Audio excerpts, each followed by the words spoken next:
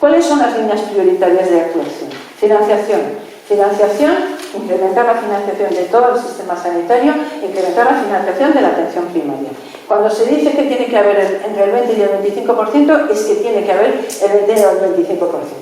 Tiene que hacer el plan de salud, el plan de mantenimiento y mejora de las infraestructuras, el plan de las TICs, el plan de sistemas de información, el observatorio, la evaluación del desempeño. No todos trabajamos igual y es importante que tengamos indicadores de resultados. Es muy importante el plan de innovación y calidad, el plan de prestación farmacéutica, pero donde yo me voy a quedar un poco es en estos 4 elementos. El plan de ordenación de profesionales, la reordenación y planificación prospectiva, es decir, tenemos que aplicar la sensatez a la hora de formar profesionales y formemos los profesionales que necesita el sistema para la respuesta.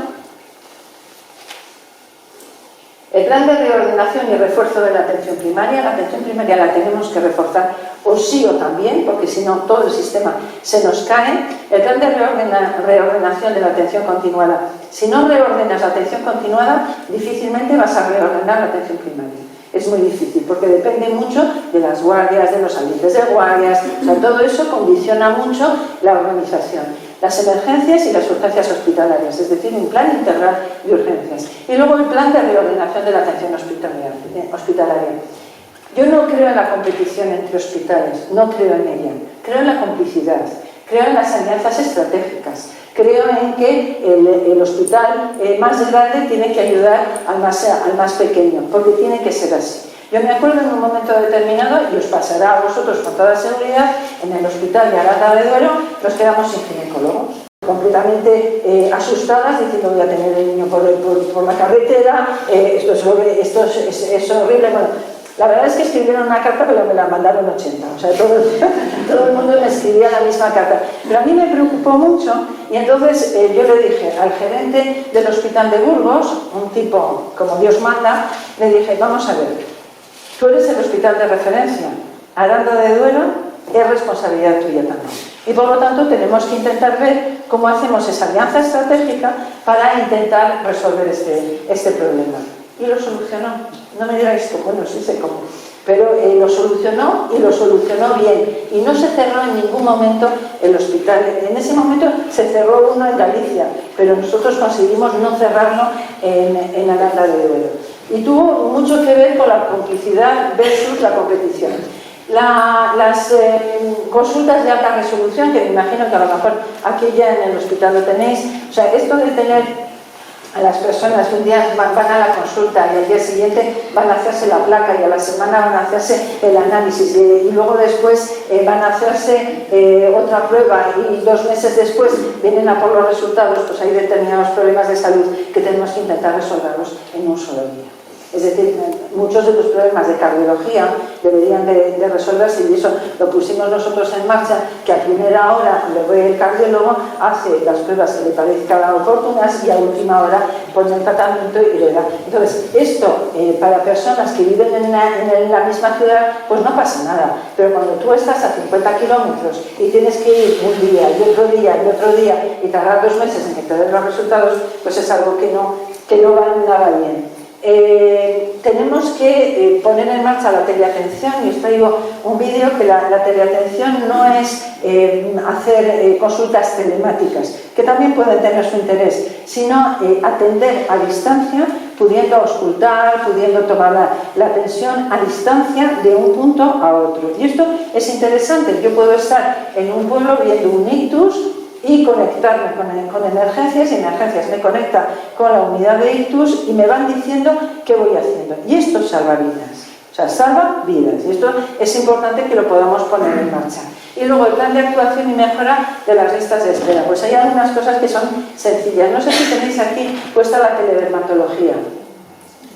No, de aquella manera. Porque no queréis el patólogo. A ver. La dermatología consiste en coger el móvil, hacer una foto, pasar a un sitio y un dermatólogo de Zaragoza a los 3 meses te contesta. Claro.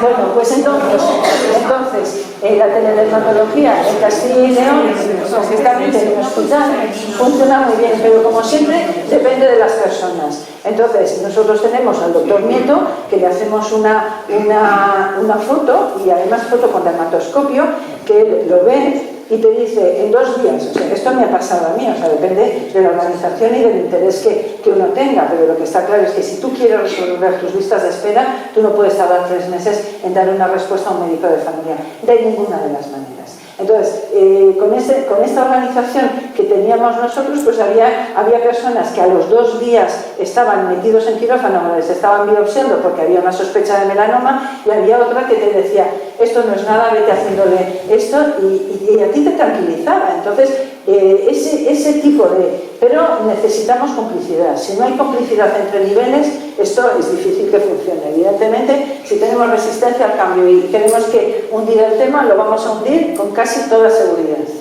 Entonces, para poder reformar la atención primaria, una de las cosas que tenemos que reformar es la atención continuada. Es decir, yo me imagino que... Sí, pero no, yo creo que, a ver, bueno, en este caso no puedo decir porque yo no lo conozco, pero los 17 centros, puntos de guardia que se pusieron en Castilla y León eran centros en los que el alcalde era un pesado y había conseguido que le pusieran un punto. Entonces, eso es ineficiente del fondo. O sea, eso no lo podemos mantener, no tenemos profesionales para mantenerlo. Entonces, los principios de la reforma de la atención continuada es, esto os puede chocar, que yo diga esto, no buscar la eficiencia. Esto quiere decir que buscar la eficiencia sería cerrar muchas cosas. Es decir, cerrar consultorios locales, cerrar puntos de atención continuada, porque no hay presión, pero no podemos ni debemos hacerlo. Por lo tanto, lo que tenemos que hacer es trabajar para optimizar la no eficiencia. Partimos de que no sea eficiente, pero vamos a intentar ver cómo lo podemos organizar. Entonces, ¿qué es lo más importante en las urgencias? La búsqueda obsesiva de la urgencia tiempo dependiente. Es decir, ese paciente, si no se le atiende, se muere. Por lo tanto, ahí tenemos que ser muy ágiles, o sea, ahí tenemos que trabajar muy rápido y muy ágiles. Y luego está la equidad territorial. Entonces, eran los principios del plan que nosotros pusimos en marcha. Hicimos tres elementos: la urgencia sanitaria, que son la urgencia subjetiva, es decir, son las verdaderas urgencias, las urgencias vitales, el ictus, el infarto, o sea, todas estas que son urgencias de verdad. Luego está la emergencia, que bueno, no es tan grave, pero sí que tienes que dar una respuesta rápida. Y luego está el requerimiento inmediato de atención, que yo quiero que me veas y que me veas de mí. ¿Qué te pasa? Pues hace 3 meses que me duele la espalda. Bueno, esto lo habréis vivido en todos vuestros sitios. Esto es así. Entonces, esto también hay que ordenarlo y reorganizarlo, porque esto bueno, pues nos quita mucho tiempo, pero evidentemente tenemos que intentar ver cómo lo podemos hacer. La propuesta que nosotros hicimos era poner parque en red, es decir, que hubiera un PAC principal en el que hubiera un médico, una enfermera, y luego PAC donde no haya mucha presión, más bien poca, que estuviera de alguna manera atendido por enfermería avanzada, es decir, enfermería preparada, pero que pudiera conectarse por telepresencia con el PAC donde está el médico en el caso de que fuera necesario. Por eso se necesita trabajo en equipo, aumentar la resolutividad de los PAC, hacer una cobertura por la gerencia de emergencias, que debería de estar conectada con todas las situaciones de emergencia, y una modificación asistencial de los centros de guardia, que yo os decía, no hablo de los PAC, sino de esos centros de guardia que no tienen razón de existir. El apoyo innovador de las urgencias son los sistemas de videoconferencias, la telepresencia o urgencias, la teleformación de los profesionales, tablet integradas con historia clínica. No sé si vosotros tenéis tablet integradas con historia clínica, pues hay que conseguir tenerlas. Herramientas diagnósticas de soporte, electrocardiografía, dispositivos de toma de contactos, todas estas cosas existen. Entonces, de alguna manera tenemos que pedir poderlas tener, o sea, porque nosotros las compramos. Entonces, esas cosas existen. Y también había un proyecto de innovación docente. Nos dieron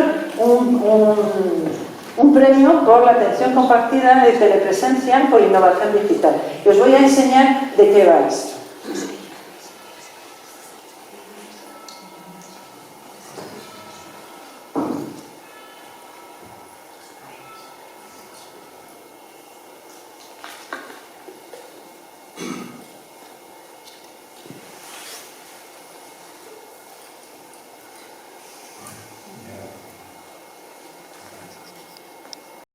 ¿Cómo se puede trabajar en un parque en red?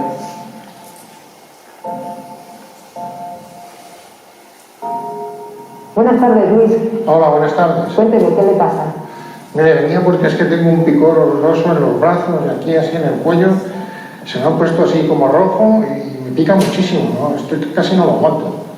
Vale, ¿le había pasado esto alguna vez más? No había pasado nunca. Esto es, no sé, a raíz de estaba allí en el jardín, como, no sé, estaba limpiando las hierbas y he visto unas orugas de procesionaria y a partir de ahí me ha empezado a picar muchísimo. Vale, veo aquí en su historia clínica que usted no es alérgico a ningún medicamento. No. Vale. ¿Tiene dificultad respiratoria o le molesta al tragar? No te trago bien y de momento yo respiro bien. Vale. Muy bien, Luis, vamos a pasar por favor a la camilla para explorarte y tomarle las constantes.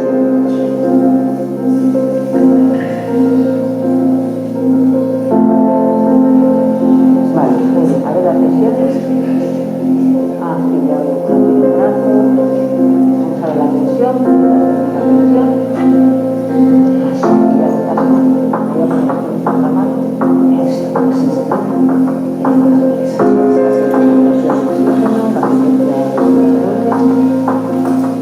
Muy bien, Luis. Pues nada, si me da su consentimiento, hago una llamada al médico por telepresencia para que nos valore y nos dé un tratamiento para esos picores. Sí, estoy de acuerdo.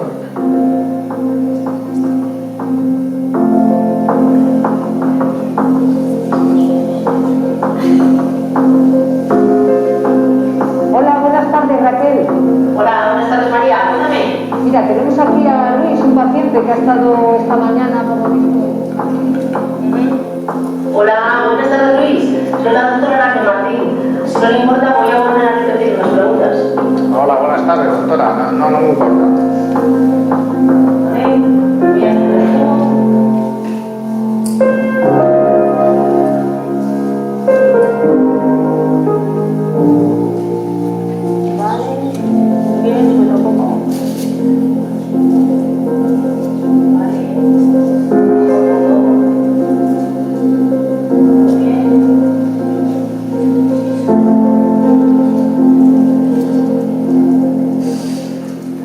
Bueno, Luis, todas las exploraciones que le ha hecho la enfermera y yo misma están bien. Los sarpullidos y el picor que tiene se debe a una dermatitis por contacto con la procesionaria, como muy bien nos ha contado. María, ¿le pones por favor un antihistamínico intramuscular, ahora que lo escribo en la historia, y le sacas una copia de la hoja de medicación y del informe para dárselo, por favor? ¿Tiene alguna duda? No tengo ninguna duda. Gracias. Muy bien, muchas gracias. Nada. Luis, buenas tardes. Buenas tardes, gracias. Nada. Venga, buena tarde. Hasta luego. Vale, hasta luego.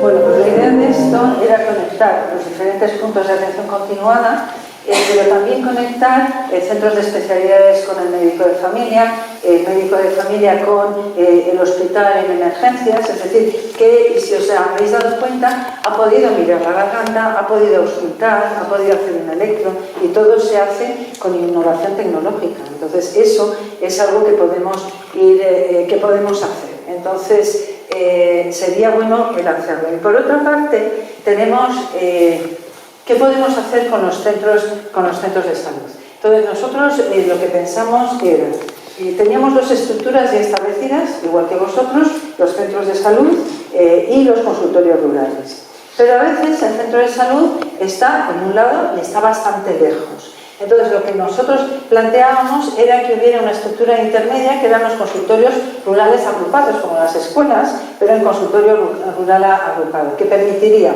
crear infraestructura intermedia en la que hubiera 2 médicos y 2 enfermeras en esa infraestructura que pudieran, con 300 pacientes cada uno, es decir, 600 si un día me quedo solo, y atendernos unos a otros, de manera que nunca fallaría el médico. Y tendríamos mayor nivel de asistencia, es decir, es un sistema de reorganización.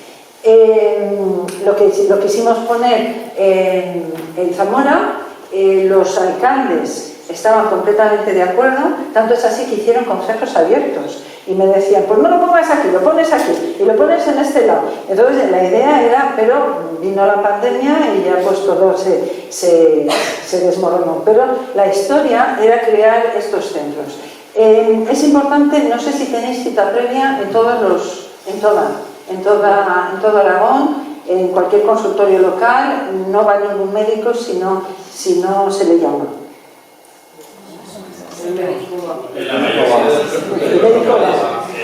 ¿Y vais siempre para hacer algo? ¿O vais a veces para ver a la señora María que el día antes ha estado en el centro de salud y ha ido a la peluquería para ponerse guapa porque ese día vas a verla? Bueno, pues eso yo creo que no podemos seguir haciendo. Y algún día no viene la señora María. Y algún día no viene la señora María, está enferma, ese día está mala. Ese día es el que la señora María está mala y no te va a ver, y es cuando tú te preocupas y dices, me voy a verla porque algo la está pasando. Bueno, entonces, lo que tratábamos era de realizar un nuevo... Aquí lo que queríamos era... He puesto... Aquí está. Luego os lo cuento.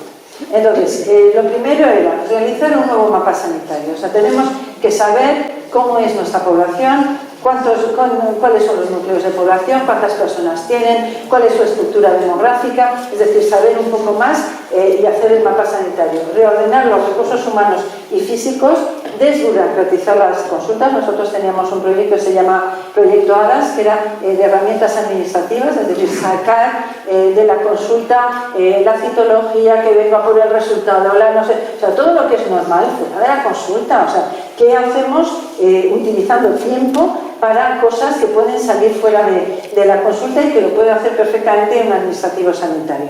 La gestión de enfermería. Y nosotros yo he defendido toda mi vida el equipo médico de familia, enfermera de familia y administrativa de familia. O sea, yo creo que esa triada es una triada fundamental, que conoce muy bien a los pacientes y que muchas veces hay cosas que puede resolver el propio administrativo. Es decir, vengo por un informe, ¿de qué tipo? Pues es para el balneario. Pues no te preocupes, que yo se lo paso al médico, pero es una consulta. O sea, se puede hacer de otra manera. Luego, la utilización de medios técnicos y diagnósticos en esta época. Hay que hacer una inversión clara en esto.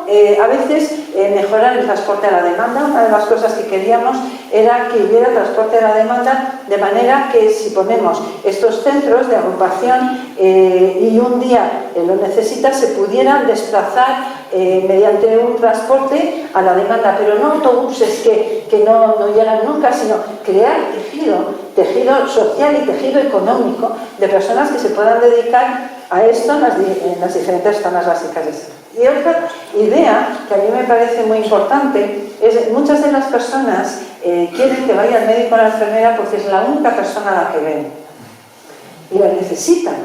Pero ¿y por qué no agentes comunitarios como se hace en otros países? O sea, personas que se ocupan a nivel sociosanitario en estos pequeños núcleos rurales y que te dicen, oye, tienes que venir a verme porque no me gusta nada cómo estás, se está poniendo azul como un zapato, o yo qué sé, o está muy triste, pero tienes que venir a verme. Pero los agentes comunitarios que están entrenados en muchos países podrían perfectamente ayudarnos a paliar esa soledad y ese problema que es más social que sanitario. Luego después... la red de comunicaciones telemáticas es fundamental, o sea, tener digitalización y tener todo en red, pues es fundamental para que esto funcione. Crear ese nuevo recurso. Yo no sé si vosotros tenéis alguna zona básica de salud que puede ser así, que el centro de salud está en un rinconcito, pero que hay determinadas zonas que están más lejos del centro de salud. Entonces, ahí es donde nosotros decíamos de poner los CRA. Es decir, de poner estos centros de manera que agrupamos a los profesionales que están de 2 en 2, es decir, 2 médicos y 2 enfermeras, y que ven en su población. Entonces, no están haciendo miles de kilómetros todo el rato para ver si ese día necesita una receta o no necesita una receta la señora María. Entonces, este sistema nos parecía que podía ser importante, pero también es verdad que esto no es una solución para todas las zonas básicas de salud. O sea, hay que estudiar zona básica de salud, de una en una, con un mapa sanitario y con la población y los profesionales. Y esto es fundamental si queremos tener cierto éxito para que esto pueda funcionar.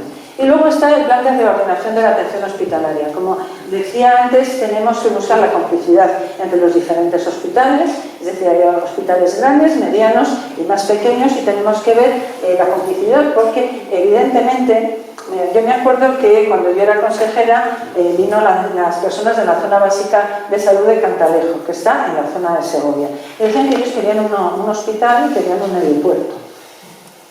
Y que evidentemente yo les dije también una unidad de trasplante, por supuesto. Pero pues yo no me operaría en Cantalejo de ninguna de las maneras, porque evidentemente tú para determinadas superespecialidades necesitas tener manejo y tener volumen suficiente. Es decir, que muchas veces que tenemos la sensación que construir el hospital ya nos da todo, y no es verdad. El hospital es un inmueble, es un dato completamente secundario. Lo importante es lo que hay dentro. Es decir, los profesionales que hay, y que estén los profesionales que deben de estar en cada uno de los hospitales. Y habrá hospitales que se manejen estupendamente bien con especialistas generalistas, es decir, traumatólogos, cirujanos generales y internistas y alguna especialidad más, y hay otros que necesiten que haya más.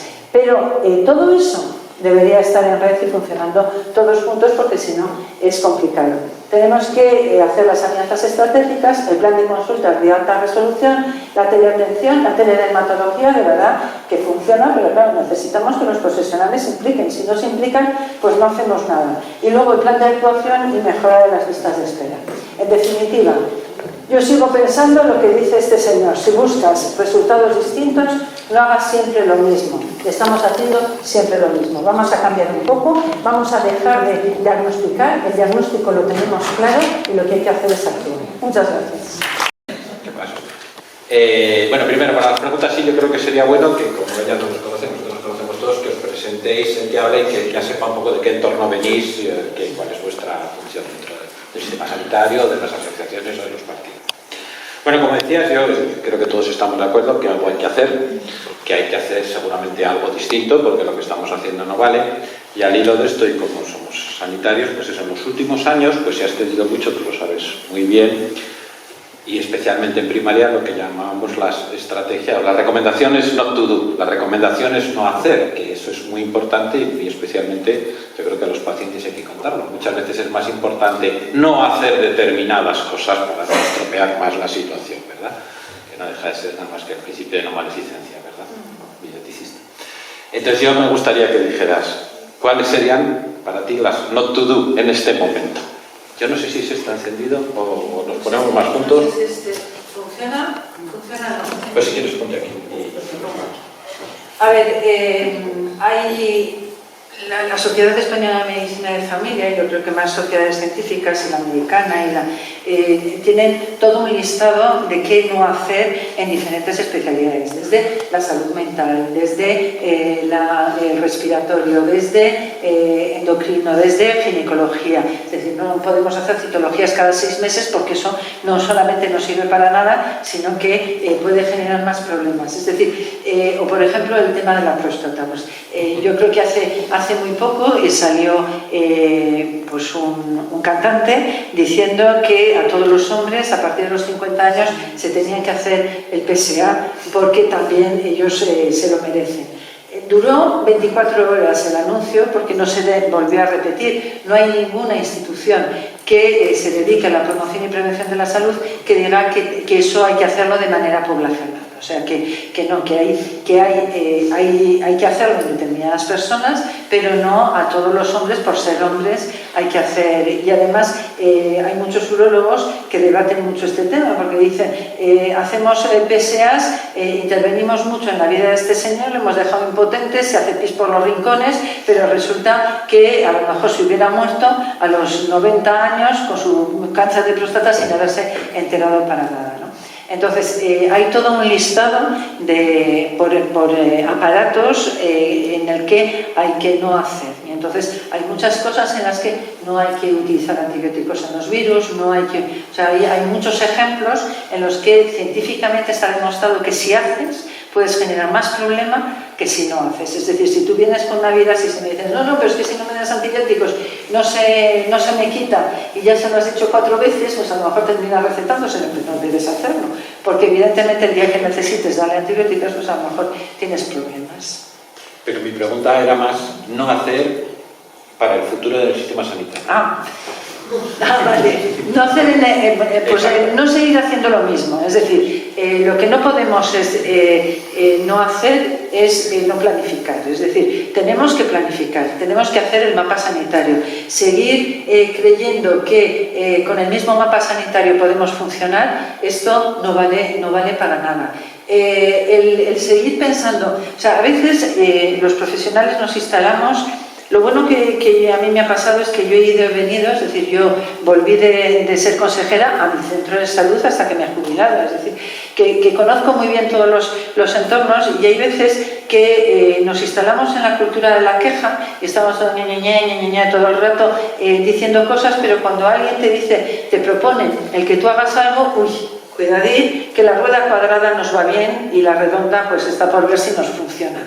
Entonces, yo creo que hay determinadas cosas que no tenemos que seguir haciendo. No tenemos que seguir haciendo informes a lo tonto modorro porque he tenido una gastroenteritis, pero ha tenido mi hijo una gastroenteritis, le llevo a la consulta para que me hagas un papel de que ha tenido el justificante de que ha tenido gastroenteritis. Digo, si yo no me asomo a la taza de váter, no tengo ni idea. O sea, igual que yo te tengo que creer, pues te tendrá que creer o sea, y esto te lo pide una madre. Entonces yo creo que estamos creando una sociedad rara, o sea, una sociedad en la que necesitamos que el médico justifique una cosa que tú tienes que hacer un acto de fe porque no lo vas a hacer a mirar de otra manera. Por lo tanto, hay una cantidad de consultas que hacemos que no debemos de hacer, que esas hay que sacarlas, que es fundamental. Es decir, que todos esos informitos que no deberíamos de hacer y que a veces pues por la relación que tenemos con los pacientes y porque no nos apetece que estén dando vueltas por el sistema, pues terminas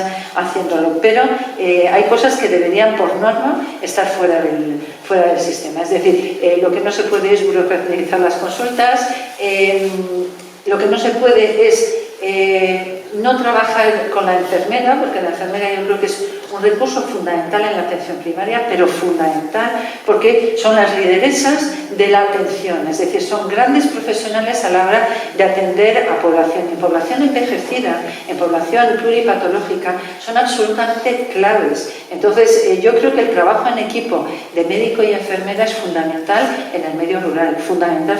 De hecho, hay mucha gente que quiere más a la enfermera que al médico, que venga la enfermera y me atienda un poco, ¿no? Pero la idea es seguir trabajando. Entonces, ¿qué no hacer? Y luego la financiación tiene que dar respuesta a todo lo que he dicho, no es financiar por financiar, o sea, no, yo cuando dicen 25% para la atención primaria, espérate, para digitalizar, para llevar equipos, para la telepresencia, para que haya número suficiente de médicos para dar respuesta, para eso sí, pero no para seguir haciendo lo mismo, porque no, eso no vale. ¿He contestado? ¿Ahora? Sí. Bueno. Si vais levantando la mano, el que quiera, y os presentáis. Hola, buenas tardes. Soy Mario Gonzalo, médico de primaria, delegado sindical de un sindicato de atención primaria. Quería preguntarte...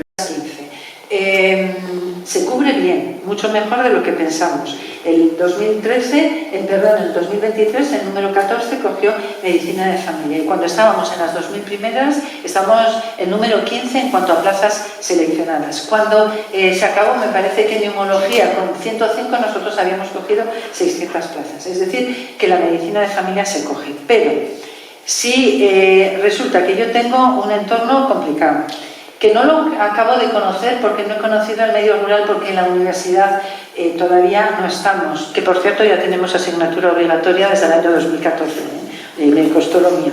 Entonces, tenemos que estar en la universidad porque si los estudiantes no nos conocen, es difícil que nos quieran elegir. Eso por otra parte. Tenemos que exponer también a la medicina rural a nuestros profesionales. Pero una cosa que pasa es, primero, no tienen conocimiento suficiente y hay mucha gente que elige sabiendo lo que quiere ser y lo tiene muy claro, y hay otra gente que es porque ya es lo único que le queda y lo hace porque lo tiene que hacer. ¿Por qué quedan plazas vacantes? Porque tenemos un problema de oferta y demanda. Es decir, ofertamos muchas plazas de otras cosas que no necesitamos. Y cuando he puesto el ejemplo de cojo neurofisiología en el Hospital Río Ortega, en vez de irme a Miranda de Ebro a hacer medicina, pues es probablemente, primero, porque no conozco Miranda de Ebro y segundo, pues porque estoy en Valladolid y me interesa más. Pero esas plazas no las necesita el sistema y, sin embargo, se necesita más. Por lo tanto, planificar la oferta 1000 es fundamental para que esto suceda menos. Pero si sigo sacando 9000 plazas, 11000 plazas, y resulta que sigo sacando excedentes de plazas que no necesito, si yo, toda mi formación durante el grado ha sido hospitalocentrista, porque es hospitalocentrista, pues evidentemente voy a preferir irme a un hospital en vez de irme a un centro de salud. Entonces, es que hay muchas cosas que hacer y todas además al mismo tiempo. Es decir, que no podemos ir haciendo cositas por separado, sino que la reforma de la oferta, mira, hay que hacerla y hay que hacerla ya. Y no me sigáis, por favor, pidiendo hacer estudios de necesidades a gente que lo hace muy bien, pero luego no le hagáis caso, porque es que eso no puede ser, de verdad que sí. Si queréis mirar los estudios, es que yo no sé cómo pasó en Aragón, pero estoy segura que lo mismo que en Castilla y León, que nos dijeron que iba a haber de 11 a 18 especialidades en precario y es lo que a día de hoy no encontráis. Sí, pero bueno, ya hay estudios que dicen que en el 2035 habrá muchas especialidades con exceso de médicos. Claro, ¿y por qué? Pues porque estamos cometiendo un error en las soluciones. Y el error en las soluciones está abrir facultades de medicina a lo tonto moderno. O sea, no podemos tener 50 facultades de medicina a día de hoy, porque el problema no es el problema que nos falten médicos globalmente. Hay más médicos en España que en cualquier país de la OCDE. Es decir, hay muchos médicos. El problema es que no los hay donde los tiene que haber y hay muchos donde no los tiene que haber. Entonces, las soluciones que se están poniendo encima de la mesa son erróneas del todo. Y dentro de unos años estaremos como en mi generación, 30.000 médicos en exceso y con empleos precarios y haciendo de criadillos por los mundos de Dios. ¿Por qué? Porque no se ha hecho planificación. Pero ¿qué habría que hacer, por ejemplo, para que un médico... A ver, sí, no, perdón. Sí. Para que un médico eligiese hacer familia Bien. en Teruel, en Alcañiz, o repetir el día al año siguiente. Primero que conozca Teruel y Alcañiz, porque puede que se enamore de ir a Alcañiz. Resulta que en estas edades va y se enamora de una alcañiz. El último año salieron 7 plazas y se ha abierto una. Claro, entonces esas cosas pueden pasar. ¿Qué hacen los canadienses? Los canadienses tienen ese problema, es decir, los canadienses no consiguen que nadie se vaya allá a las nieves, pues pagan más.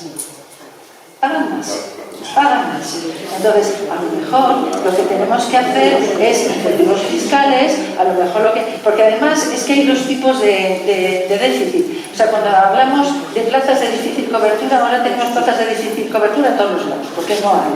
Pero el difícil desempeño, con las características que tiene, y el difícil desempeño lo tienes que pagar. Lo tienes que pagar, pero lo tienes que pagar teniendo en cuenta cuáles son las 3 características que hacen a la atención primaria grande. Y las 3 características que hacen a la atención primaria grande es la accesibilidad, la globalidad y la longitudinalidad. Por lo tanto, yo tengo que ser accesible, por lo tanto, tengo que ser global y hacer promoción y prevención de la salud, y que eso es prioritario, porque eso es lo que disminuye la mortalidad de la población. Y tercero, longitudinalidad. Sandvik ha demostrado en el año 2022, con 4,5 millones con 4 millones de habitantes noruegos, y tienen 4,5 millones, es decir, con prácticamente toda la población, que quien tiene más de 15 años a su médico de familia disminuye su mortalidad en un 26%. Yo tengo que pagar más eso. Es decir, yo quiero que vengas a Teruel, pero quiero que te quedes, y que te quedes todo el tiempo que puedas. Y entonces, y eso incentivarlo, y año a año que vayas estando y que te vayas quedando, pues irlo sumando. Lo que no podemos es seguir, todo el mundo cobra igual y todo el mundo hace igual, porque Bárbara Starfield ya dijo hace muchos años que había que pagar más a los médicos de atención primaria de determinadas situaciones donde se necesita, más que a otros, y este tiene que ser el caso clarísimo. Estaba Pepe Polo y luego... Soy de la Federación de Vecinos, estoy en el Consejo de Salud de Aragón y en el Comité de Ordenación del Mapa Sanitario. ¿Vale? Entonces, lo político, es una pregunta preguntada. Lo político es lo que afecta a la ordenación del mapa sanitario. Yo estaba en el Comité de Ordenación Sanitaria porque tuvimos que recorrerlo cuando estaba el partido que gobernaba en su tiempo, en su momento, y no se atrevió a hacer, por mucho que había propuesto la reordenación del mapa sanitario, porque era un elemento de conflictividad política. Estamos en los que están ahora y posiblemente estemos en la misma situación. Lo político afecta mucho al tema de la reordenación del mapa sanitario. En el mapa sanitario estamos llevando a discusiones peregrinas, voy a poner un ejemplo simplemente, el ayuntamiento de Calamocha pide un pueblecito que tiene 4 habitantes que se le cambie al centro de salud de Calamocha, que es el centro de salud de Monreal del Campo, y que el centro de salud de Monreal del Campo hace un informe negativo porque hay más tiempo de desplazamiento. O sea, estamos en esas peregrinas situaciones cuando los problemas son realmente políticos. Te lo pregunto porque tú hiciste un plan sanitario que no se llevó a cabo, pero que luego yo sé, porque estoy conectado con los compañeros de Castilla y León, de que a la chita callando por la puerta trasera se está haciendo el plan. Entonces yo creo que hay que pegar un pequeño refón y hay que decir las cosas claras. Y luego hay otra cuestión, es decir, cuando nosotros hablamos muchas veces del problema de la falta de especialistas, ahí también tenemos un problema y hay que hacerlo a las propias universidades, a las propias facultades, a cómo muchas veces endogámicamente se ha orientado hacia unas series, las líneas de corte que ha habido estos años. Es decir, yo creo que el problema es global y hay que atajarlo. Pero lo político me interesa. Pues completamente de acuerdo contigo. Mientras no hagamos política sanitaria con mayúsculas y hagamos política con la sanidad, no tenemos nada que hacer. Y el mapa sanitario es muy lábil, es decir, o hay alguien con criterios demográficos de planificación que tenga las cosas claras y sea valiente y diga esto es así, porque como empecemos con el electoralismo, no te voy a votar o no voy a apoyarte o no esto, si haces, entonces estamos perdidos porque no avanzaremos. Es decir, que yo estaba dispuesta a hacerlo, pero me echaron con el cuerpo y nada. Pues esto se quedó sin hacer. Pero vamos, que yo creo que eso hay que hacerlo, y luego me alegra mucho porque es verdad que lo están haciendo la chica callando. Es decir, de cara afuera dicen que esto es una línea roja, pero de cara es que no hay otra. O sea, es que no hay otra. O ordenamos o se reordena solo. Y si se reordena solo, se va a reordenar mal, porque cerraremos sitios, habrá gente que se quede sin médico, o habrá poblaciones como teníamos en Castilla y León, que cada día va a un médico, y nos hagamos lo que realmente hace que disminuye la tasa de mortalidad, que es la longitudinalidad. Y luego, en cuanto a las facultades, pues es evidente. Si las facultades son hospitalocentristas, pues evidentemente, o sea, si yo no me puedes decir, esto lo he debatido con los decanos a muerte, no me puedes decir que tu objetivo es formar generalistas y estás formando mini especialistas todo el rato. Entonces, claro, ¿cómo pretendes que luego después, bueno, de hecho, a mí me prohibieron dar clínica, claro, que lo que me dirá Ana, que es dar clínica, porque es que yo no sé dar medicina de familia si no cuento, me mareo, me duele el pecho, me duele la barriga, que es muy distinto a lo que tú estás contando, porque el me mareo lo dice el otorrino para contar el vértigo, me mareo lo dice el cardiólogo para contar el de origen cardiológico, me mareo lo dice el neurólogo, no, pero yo te lo digo como médico de familia cuando entra alguien con su síntoma y yo intento hacer diagnósticos diferenciales. Y esto los alumnos lo valoran porque es la asignatura más valorada de toda la facultad. Y cuando hacen prácticas también es lo más valorado de toda la facultad. Por lo tanto, necesitamos que haya medicina de familia dentro de las universidades, que haya exposición casi desde el primer año hasta el último año en centro de salud, viendo cómo se trabaja en centro de salud, porque esto cambiará la cabeza, porque si yo estoy 6 años viendo que la otitis me la cuenta el otorrino, que la neumonía me la cuenta el neumólogo, pues es que son ellos los que lo resuelven. Los médicos de familia, los pobres, lo que hacen son pañales o recetas, o sea, que te vas a saber qué chorradas hacen, ¿no? Yo me acuerdo cuando daba las primeras clases que les decía a los alumnos, ¿quién es el especialista en la dispersia gástrica? El digestólogo. ¿Quién es el especialista en...? Y les iba dando ejemplos. Cuando llegaba la neumonía adquirida en la comunidad o de la comunidad, se quedaban un poco rayados y decían, esto puede tener trampa. Ahora ya no cae ninguno, o sea, ya dicen todos, el médico de familia, el médico de familia. Porque si tú a ellos no les explicas lo que tú haces, ellos no se lo va a contar nadie. O sea, y además, de hecho, pues hay profesores que nos respetan mucho y hay otros pues, que desprecian la medicina de familia porque no la conocen. Estoy de acuerdo, vaya, resumen. Mariana, estaba Primi, te apunto todo. Primi. Bueno, buenas tardes, yo soy Primi, soy la directora de gestión de aquí del sector Teruel. A mí me ha parecido muy interesante la idea que has apuntado de que no todo, o no en todos los sitios, hay que pagar igual.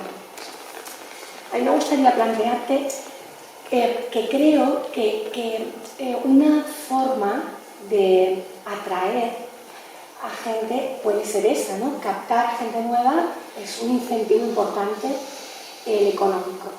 Pero yo creo que es muy importante, igual o más, mimar lo que tienes. O sea, yo creo que es espinoso solo querer atraer, cuando en realidad, si yo estoy hablándolo ahora desde el punto de vista económico porque es la idea que tú has dado.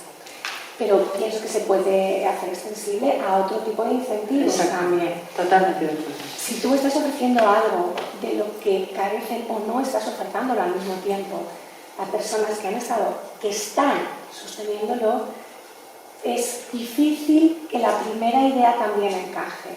O sea, yo soy de aquí, yo soy de un pueblo muy pequeño, primero, y luego vivo aquí.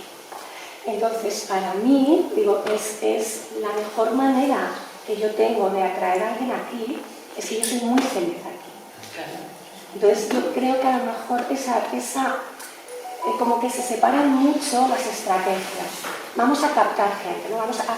Paguemos más, yo no estoy criticando esto, pero yo pienso que debe de ir acompañado de algo que haga que si una persona de aquí, si un médico de aquí dijese a los 4 vientos lo feliz que está, pues yo creo que eso también es una manera bonita de atraer a la gente.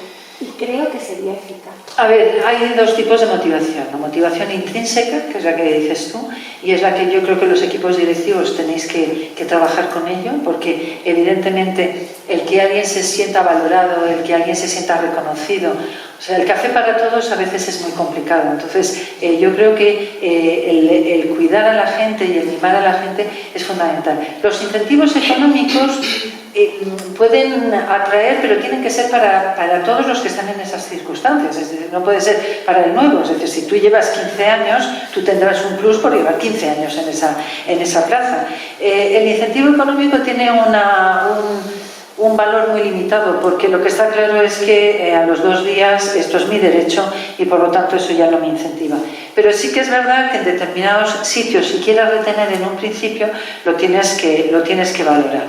Pero eso no quita, y estoy totalmente de acuerdo contigo, que tengamos que trabajar con nuestros profesionales la motivación intrínseca. A mí hubo una cosa, y por lo que a mí me ha gustado mucho estar en la gestión, estar en la asistencia, estar en diferentes sitios, es que cuando tú solamente estás en la asistencia, el enemigo es el gerente. O sea, no tiene ni idea, es un tonto, está ahí metido, no sabe nada, eso a veces puede ser verdad o no, porque todos somos curva de Gauss, ¿eh? O sea, hay gente de pelotón de cabeza, gente normal y gente de pelotón de cola en cualquier historia. Y también el gerente que considera que todos son unos vagos, que no tienen ni idea, que no hacen nada. Entonces, yo me he encontrado con las dos cosas en los dos sitios y yo me he enfadado las dos veces. O sea, cuando yo llegué a la consejería había gente que me decía, es que tienen menuda jeta, tienen...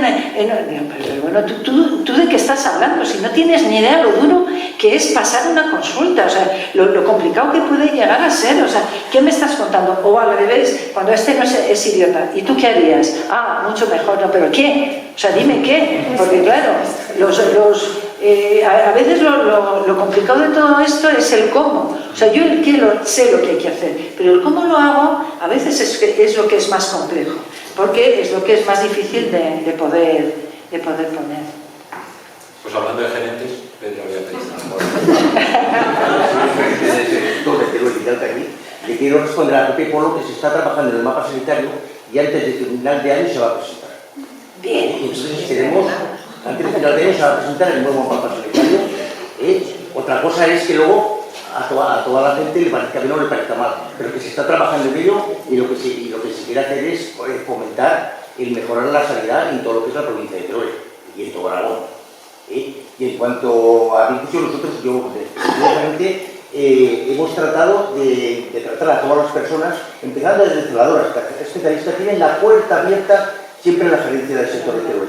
Oímos sus problemas, oímos sus necesidades y todo lo que está en nuestra mano, pues lo tratamos de solucionar. Claro, siempre chocamos con los elementos que es Hacienda en la Consejería de Hacienda. El consejero de Hacienda. Eso ya estamos luchando por ello. Hemos mejorado económicamente el transporte de los médicos de familia cuando van a los consultorios.